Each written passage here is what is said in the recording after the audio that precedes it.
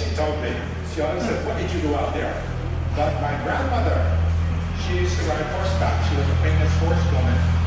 And she drove the medications up to Hana when they closed Hana because of quarantines and scares. So they got some horsewoman, my grandmother, to ride the medications back and forth. So that was my mother's side.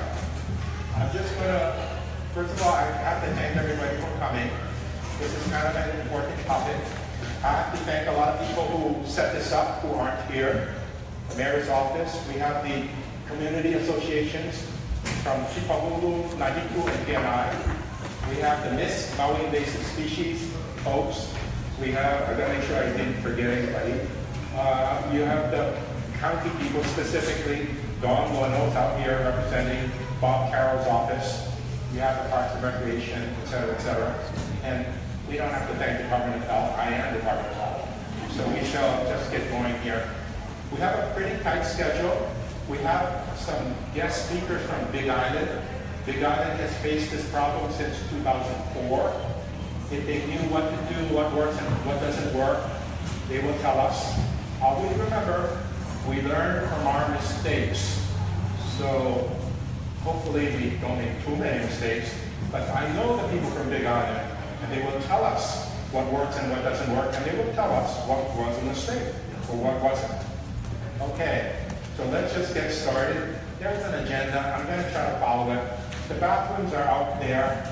I don't really know where you turn left or right, but I used them once long ago. They're out there, bathrooms. Okay.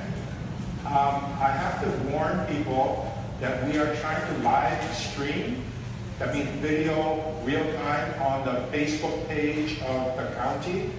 So if you really are, we're only going to film up here. But when there's time for questions, and you're going to come up and ask the question, you're going to, if you don't want, you can just say, stop the live streaming.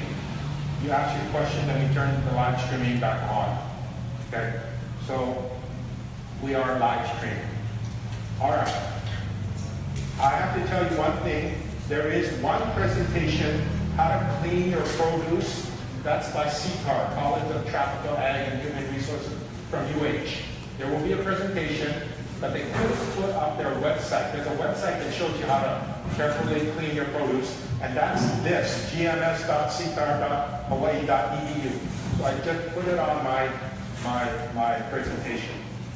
Okay, we may as well just get started. There's no way to beat the bush around this one.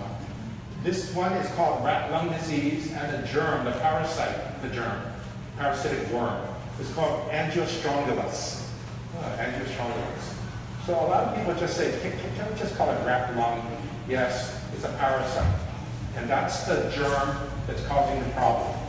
This is a general orientation. Oh, good. Now, never mind if you can't read all the fine print, but this germ goes between the rat, rat lung, and the snail or the slug. And the germ, the parasitic worm, just cycles in here. Man is the incidental host. It's called the dead-end host. If you get infected, you do not contribute back to the cycle. The cycle is running independent of us. Okay? Now, the interesting thing is, why do we call it rat lung? That's where the adults live, and the eggs are produced in the rat, in its lung. So the cycle gets bigger and bigger and bigger because of the eggs.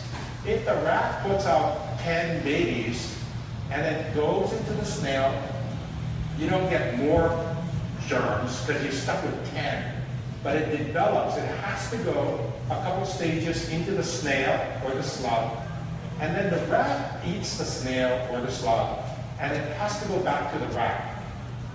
In this cycle of the worm, the parasitic worm, it's like 4 or 5 different stages. Some stages must go through the slug or snail, and some must go through the rat.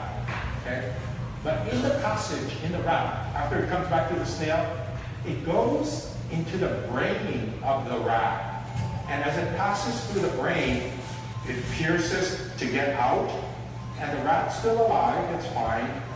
And then from there it goes to the lung of the rat, and and produces eggs. Then the eggs come out in the rat poop. The rat poop is eaten by the slug or snail, goes through a couple of mandatory cycles, and it's eaten again. But you see that passage through the brain of the rat, then into the lung. If man happens to eat the snail form, the germ, the parasitic worm, is looking for the rat, and it will pass up into our brain in about 18 hours, and it will live in our brain for a couple of months, trying to match the rat tissue, wandering around, but our body realizes this is so foreign, we attack it. We cause inflammation, we cause scarring. We'll kill the germ, the parasite, the worm. By that time, the worm is about 1 inch big, and by then, it's a major battle in our brain killing the worm. We do kill the worm, but there's a whole lot of collateral damage, scarring, and inflammation in the process. We never pass the worm out beyond that, but attacking the worm attacks ourselves, and that's the issue. Okay? So once again, it's the rat that's amplifying it. The eggs, the eggs, the eggs, the eggs. And whatever it puts out, 10, then we get 10, and we get 10, and it's 10. But a couple worms 1 inch long is surely shocking enough to really incapacitate children. Children, they're smaller, they react worse. So how many worms do we get? I don't know. Depends how much snail you eat.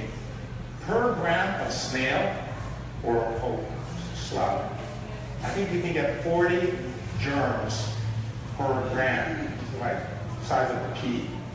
So if you get a whopping dose, you're going to get a lot of adult worms wandering around in your brain looking for rat tissue that you happen to kill in the process. Okay, so that's the basic cycle. But do we have to get so involved in this? Yeah, because you can kind of figure out what happens and how to prevent all of this. There is one part of this, you see the slug or the snail? It has to go through there. Once it comes out, it can go onto vegetables, the germ, or the slug, and you eat the slug because it's on your vegetables. Oh, okay. The slug can also get into fresh water, not salt water, fresh water. Thank God that all the OPE is still okay, salt water. But when the slug dies or is eaten by the prawn, these are prawns, that's a bad picture. But you guys go prawning out here, that's my daughter's foot. We go prawning. When the parasite goes into the prawn, it won't hold it. It's the transporter. It doesn't amplify. But you eat the prawn, uncooked, unfrozen, you are asking for this germ. The germ is in the prawn, and the slug with the germ is on your produce. There's a couple more frogs, but we don't eat that much frogs, so I didn't put frogs. It's not freshwater fish. But this one, the prawn, because you got prawn so much meat too, that can give it to you. The germ is in the prawn.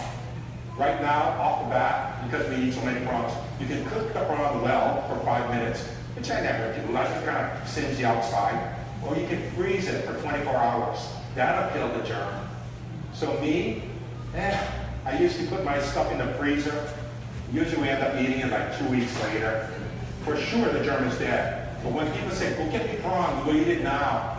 Ugh, I gotta tell them, you better cook that so well that it's like overdone. Okay. Next, here is the actual germ, the parasitic worm. Okay, that looks like a worm. Well, how big is it? Well, this is red blood cell. Red blood cell. I put it exactly scalar for you. So that the worm, at this stage that infects us, is about as big as 5 red blood cells. So what? You need a microscope to see red blood cells. So if you say, let's go look for the germ, and you're not going to see it at the stage that it infects us. You can see the slug that's carrying it if you got pretty good eyes, because the baby is about as big as a match head, and the adult is about 1.5 inches. So you can see the slug, big or small, but you're not going to see the germ. Well, why do we bring this up? Remember the slug that dies in the water? Some people claim that now the germ is in the water, free living in the water. or the germ is in your prawn. Well, I'm not going to open the prawn and say, well, there's the germ. You can't see it at this stage. Okay? So I just wanted to kind of keep that in perspective. Next, we have the slug. I've been looking all over for this slug all over Maui since 2007. I see a lot of slugs. I see a lot of African snails. Why am I looking for this slug? The African snail we always had, the Cuban snail, slug we always had, it carries the germ. Great. Well, do we eat African snails? Not really. Why not? Because I would know when I eat it or not. So some guys from the UH, foreign students, said, we have this at home, let's eat it. And they didn't cook it. Okay. Some special forces, Green Beret, survival school. Well, they said, well, watch this, I'm going to eat this. And they got sick and died. This was the 60s. So Hawaii was told, don't eat these things, especially raw. Okay? Well, all of a sudden we have an invasive slug. It's called a semi-slug. First discovered, it's coming out of Southeast Asia. First discovered in Oahu in 1996, and then on the Big Island in 2004. And so I kept going to the Big Island, show me, I want to see, I want to look on Maui. They couldn't show it to me. I go up there and they said, we couldn't find it. Until 2 months ago I went, and they said, now we've got it. So they go ahead and show it to me. And I said, wow, that's good, I see it, I know what I'm looking for. Now let me look, because I'm interested in seeing how easy it is to find. The first thing I turn over is this, 5 slugs on the underside of this plastic flower pot. That's a nickel. That's a nickel. So these are pretty big. The thing that fascinated me is, you can barely see it, but on the back, there's this kind of pad of muscles. And if you push on the side, there's an opening, a long opening, and there's something yellow under there. Yellowish. You see a yellow tinge. Yellow, a little bit yellow. I thought that was the grossest thing I've ever saw. I said, what is that, pus? And they said, no, you idiot. That's the vestigial shell, leftover shell, like a snail, that's non-functional. It keeps a little cap. So I really thought it was pus. I got this stick, started poking it. It has the consistency of a grape skin. It's not hard like your fingernail. And to me, that was fascinating. I said, this is bizarre. And they said, that is the marker for your semi-slug. The semi-slug, if you kill them all on the Big Island, they are carrying the parasite at about 80%. The African snail and the other Cuban slug that we all have, they're carrying the parasite at 25%. Once you introduce these into your population, you're running the cycle at a hot rate. And man is the incidental one who gets this once in a while. Well, that's interesting. To me, they were always hanging upside down. So when Big Island talks about chopping, like, what? Do I just turn over the rock and look? No, you're supposed to look upside down. And my wife says, she thinks it's because there are many things that kill this slug. Other slugs, other parasites, nematodes, like worms. The rat lung is just one of millions. There's stuff to kill this slug. And the slug stays off the ground. This is my wife's theory. Stays off the ground unless it has to come out at night, foraging. When it goes back to sleep, get off the ground. This slug likes to go up, off the ground. The ground's got parasitic worms that'll take out this slug. It's got parasitic slugs that'll kill this slug. So this is a constant battle here, where the slug is trying to avoid other stuff as well as us. The slug, when it gets the germ, that rat lung worm, I don't think it affects the slug that much. It's a true parasite. It's well adapted. It doesn't kill the slug. It doesn't kill the rat. And that's how a parasite should behave. Don't kill the host, otherwise you're going to get passed on. So this is the slug, and that's the nickel, and this is me now, eating my morning banana. Oh, I just want to cut the banana, eat the banana. I got to check for slugs. Oh, in the old days, Pan, we just eat the banana. This ain't the old days. This slug is all over, it's spreading all over the Big Island, and now it's gone. I was going to look, but you guys sent me the pictures. I don't have to come. When you send me the pictures, I'm going to take your word for it. You're not taking a picture from the Big Island or from China and saying, look what I found in my backyard. It's from your place, right? If we get too much hanky-panky with sending pictures that don't belong here, I'm going to say, you take a picture of a slug, I want to see something of Hana in the background. But come on, we're above this, right? You send me a picture, I'll come and look. Now we're getting pictures from Napili, from God knows all over Maui, but that's good. I don't have to go and look. But I tell you now, talking to you, it's very focal. Some guys can look, not find it. The other guys is like planning. That's interesting. That's how it's spread in the Maui. Okay, so that's me. Now I gotta check a banana. This is not the good old days. That's that. Check this. Same picture. The adult slug, this is a nickel. Well, it's the same, well not the same nickel, but it's a nickel. And here's the baby slug. Well, you mean I gotta check my produce for slug? I can check it for big slugs, but that thing is getting kind of small. And when you get bad eyesight, when you gotta watch the produce for like 100 guys coming over, and you're in a rush, well, don't be in a rush. Furthermore, check this out, guys. Let me get this straight. Check this. Dr. Hollingsworth, UH, he's on HELO. I went to see him in 2007 because I was worried about this. He published his paper and said, you know what, you're checking for this slug on your produce, and yeah, it can kind of get small. But there's there's many kind of worms out here. Some hunt that slug and eat it. Good, slug control. Bad, when it eats that slug, it takes the parasite. Whoa. So just because it kills a slug, it took the parasite, and that baby of the flatworm, the baby slug, is almost invisible. Well, wait a minute, which one are we watching for? Watch it all. Imagine that some slugs took the parasite from the bad slug, and that the babies are invisible. When you clean produce, you just keep washing even though you don't see anything. And we in medicine call this hyper cleaning. Like, I don't see anything, yeah, I will keep washing it. But sometimes you don't, it's so small. Okay, then what about the disease? Okay, you ate the slug, baby slug. You didn't know. It goes into your stomach, it comes through your intestine, and in about 18 hours, it's up into your brain. It'll stay in your brain maybe a couple months until you kill it. How are we going to kill this parasitic worm?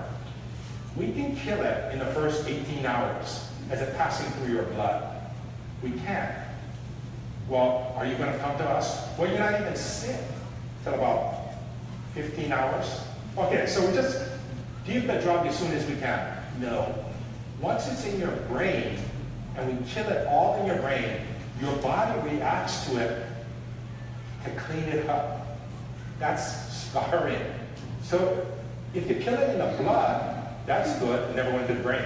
If you kill it in the brain, that's bad, you probably cause more scarring. Whoa. So when do we give it? I don't know. But the people they're not going to come to you. They're not even sick until maybe, I don't know, 15 hours or so. So how are you going to be sick? You're going to be headache, slight fever, and body ache. You're not going to have a cough. You're not going to have a head cold. It's not a head thing. Maybe you have a rash. Maybe you have other stuff. Wait a minute. Headache, fever, body ache. When have I heard that before? Dengue, leptospirosis, typhus on the other side. That's headache, fever, body ache. So you mean we're going to go through all that? Call your doctor, check with your doctor. I wonder if this is Rat Lungworm. Yeah, I think you kind of have to. Now, my counterpart talked to the hospital today to tell all the docs, get ready for these calls. Chad Meyer's out here, he's retired. Yeah, call him. He probably wants to talk to you anyway. And you just ask him, what do you think, Chad? And then he'll call me or call the guys at the hospital. Well, aren't we jumping the gun? Because if you don't have treatment for me, why should I call you? Well, why do you call a doctor? He will do an examination.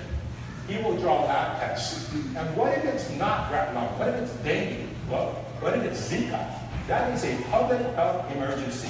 You do not want Zika here. You absolutely do not. I just came back from many international conferences. It's tons worse than we thought. That's why, because you might have Zika, dengue or Zika. Or you might have Rat Lung. Well, what are we going to do for the patient? Well, we try to support you as best we can, but as Chad and I were talking about, what are we going to do for the rest of your family? By prevention, education, help check for the slugs. That's what we should do. And what if it's leptospirosis or typhus? Well, then we've got to give an antibiotic, and you better give it quick, say in the first 4 days. So when you're sick and you say, well, it's rat lung, they don't do anything for me. Yeah, well, not that much, but what if it's not rat lung? And you should come in, we work you up, we draw some tests, and we treat you with drugs because leptospirosis can be lethal, and typhus, the other side, PA, it can be lethal too. So that's the reason why we should want you to at least call your doctor, but call me. I'll say, you know, what we think. Don't forget, the examination, if you say, why? What's the doctor going to see that I can't see? Trust me, there's stuff we can see that you can't see, okay? So, and it's a different setting when you come to us. So I'm going to leave it at that. I'll be around for questions afterwards. And now we have another speaker. She works with me, Sarah. Yeah, we're going to take 5 minutes to set up some more chairs. Okay, we're going to take 5 minutes, set up more chairs. I think we have some time. Hopefully we talk for 20 minutes.